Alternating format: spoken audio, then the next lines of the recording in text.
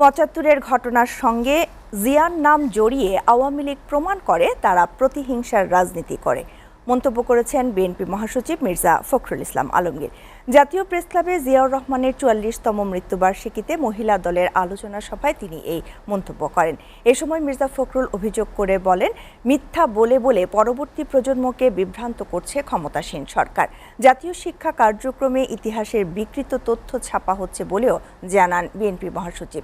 একদলীয় শাসন ব্যবস্থা কায়েমে যা যা করার দরকার তার সবই করছে সরকার জানিয়ে মির্জা ফখরুল আরও বলেন, ক্ষমতাসীনদের লুটপাটে অংশ নিয়ে সাবেক সেনা ও পুলিশ প্রধানের বিরুদ্ধে নিষেধাজ্ঞা দেয় যুক্তরাষ্ট্র। এই ধরনের নিষেধাজ্ঞা পুলিশ ও সেনাবাহিনীর সম্মান কতটুকু বজায় থাকে বলেও প্রশ্ন রাখেন মির্জা ফখরুল। নিরপেক্ষ সরকারের অধীনে নির্বাচনের মধ্য দিয়ে এই সরকারকে পরাজিত করতে সবাইকে আন্দোলনে অংশ নেওয়ার আহ্বান জানান বিএনপি মহাসচিব। আমরা শেখ মুজিবের অবদানকে কখনো অস্বীকার করি না, কিন্তু কি করে অস্বীকার করা যাবে সেই মানুষটির অবদানকে, যে মানুষটার আহ্বানে ঘোষণায় আমরা সেই স্বাধীনতা যুদ্ধ শুরু করেছিলাম। যারা এটা করতে চায় তাদের যে ক্ষুদ্রতা, তাদের যে রাজনৈতিক সংকীর্ণতা, সেটাই শুধুমাত্র প্রমাণিত।